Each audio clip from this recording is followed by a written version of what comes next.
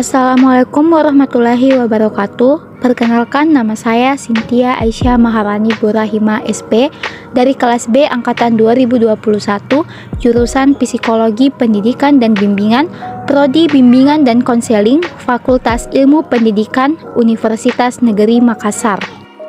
Pada video kali ini saya akan menjelaskan tentang komunikasi daring. Seperti yang kita ketahui, kita saat ini berada di masa pandemi. Kita melakukan semua kegiatan dari rumah yang sebelumnya kita kerjakan di luar rumah. Contohnya orang kantor yang mengerjakan pekerjaannya dari rumah, kegiatan belajar mengajar antara siswa dan guru, dan masih banyak lagi yang kita lakukan pada saat di rumah. Dan juga saat ini kita susah untuk berpergian keluar kota karena peraturan yang ketat oleh pemerintah. Dan hal ini membuat kita tidak akan bertemu dengan keluarga, teman, dan sahabat yang berada di kota lain. Namun, bagaimana cara agar komunikasi tetap berjalan? Yaitu dengan adanya komunikasi daring. Apa sih komunikasi daring itu? Komunikasi dapat terjadi apabila ada kesamaan antara penyampaian pesan atau komunikator dan orang yang menerima pesan atau komunikan, menurut Mulyana tahun 2008. Menurut Kamus KBBI Kemendikbud, daring adalah dalam jaringan. Jadi, komunikasi daring adalah cara berkomunikasi di mana penyampaian dan penerimaan pesan dilakukan dengan melalui jaringan internet. Selanjutnya yaitu jenis-jenis komunikasi daring. 1. Komunikasi daring secara sinkron, yaitu jenis komunikasi real time atau bersamaan dengan orang lain. Jadi, waktu yang digunakan oleh kedua pihak terjadi bersamaan. Kedua, komunikasi daring secara asinkron, yaitu berbanding terbalik dengan sinkron. Pada jenis ini, kedua pihak melakukan komunikasi pada waktu yang berbeda. Ada pula kelebihan dan kekurangan komunikasi daring.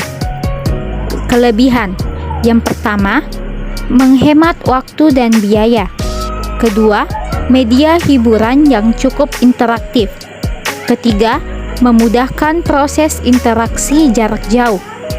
Kekurangannya yaitu: 1. Menyita konsentrasi.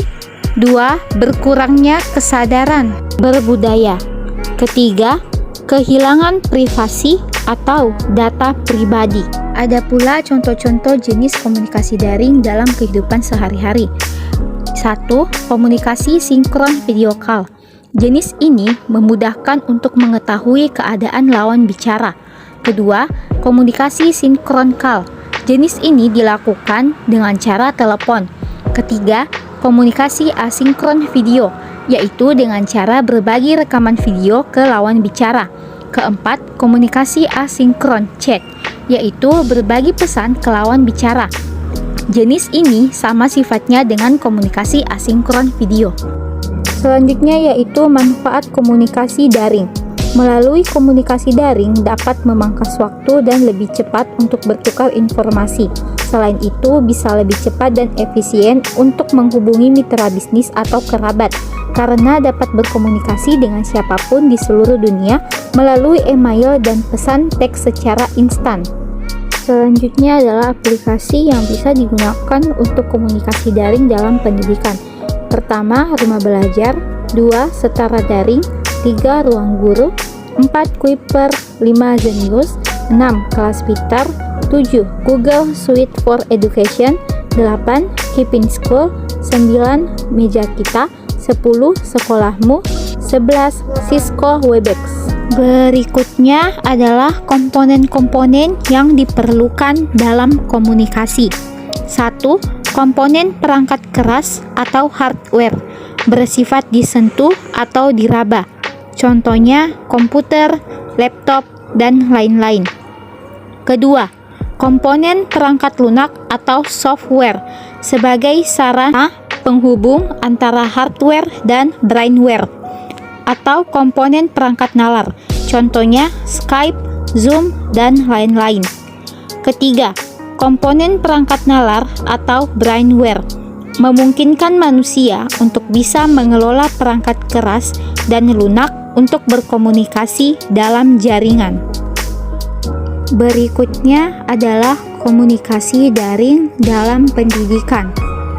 Memiliki peran penting untuk meningkatkan keterampilan siswa dalam bidang teknologi informasi dan mengikuti perkembangan revolusi industri, serta untuk memotivasi siswa belajar untuk memberikan pengetahuan tentang cara-cara pengoperasian berbagai aplikasi dalam era serba digital.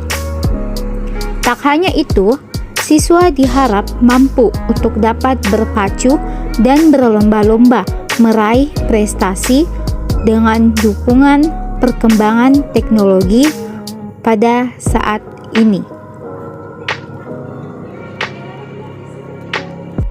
Demikianlah hasil dari video penjelasan saya mengenai komunikasi daring.